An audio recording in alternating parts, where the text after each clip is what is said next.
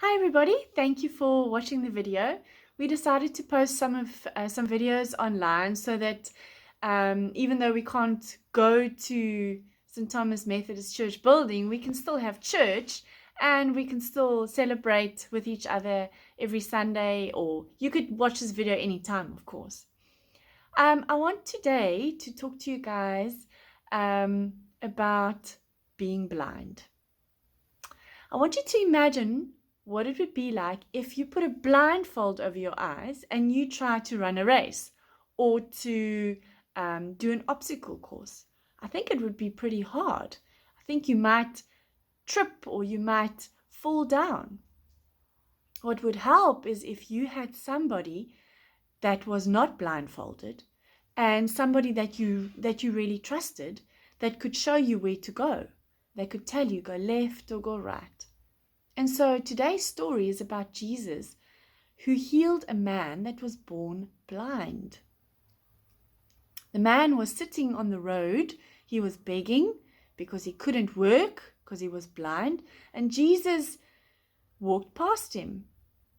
And his disciples were with the disciples that were with Jesus said, why is this man blind? And Jesus said, it's to glorify God.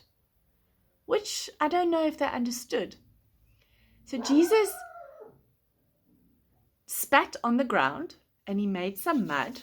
I know that sounds really gross, but he made some mud and he put it on the man's eyes.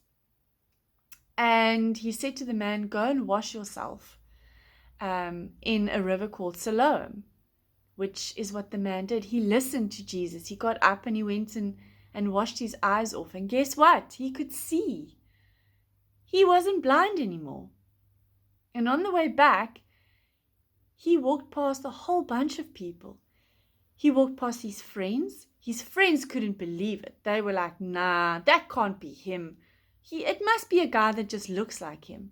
Then he walked past the Pharisees, and the Pharisees were very confused. They said, no, that can't be a God who did that, because it's the Sabbath. And on a Sabbath, which was a holy day that you weren't allowed to work, God would never work on the Sabbath. So they decided that it wasn't the truth either.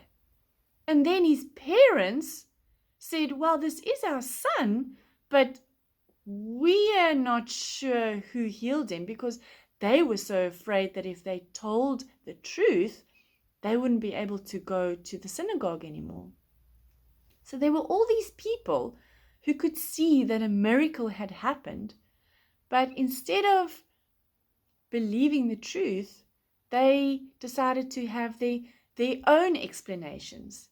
They decided that they would give the explanations for why this man could see. And that is what our story is about today. The people who were really blind was not the man who was born blind.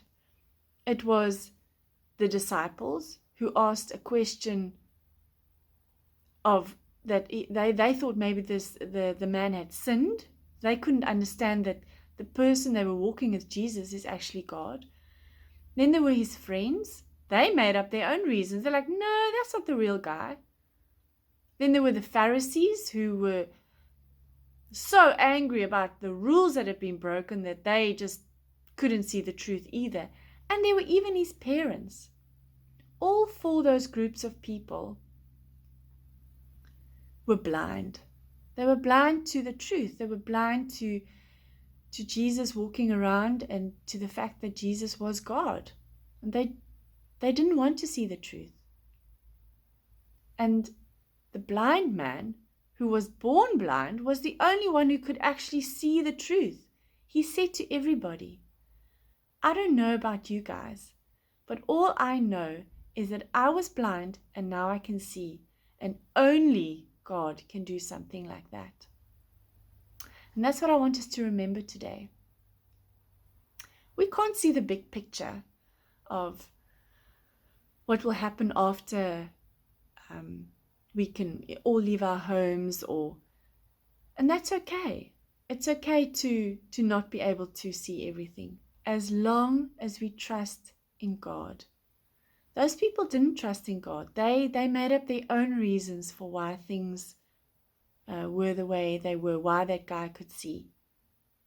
And that's not what we're supposed to do. We're supposed to pray to God and say, you know what, I don't know what's going on, but I trust you.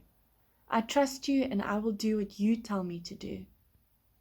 And when we do that, boys and girls, we will feel peaceful and we will feel joy, even though things are tough at the moment. And that's what I want you guys to think about this week.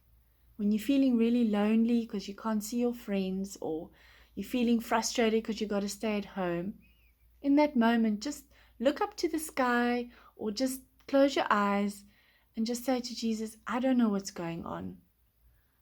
Please, will you show me the way that I must go?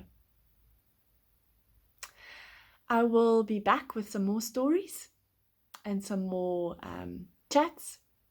In the meantime, enjoy the rest of your week and see you soon. Bye.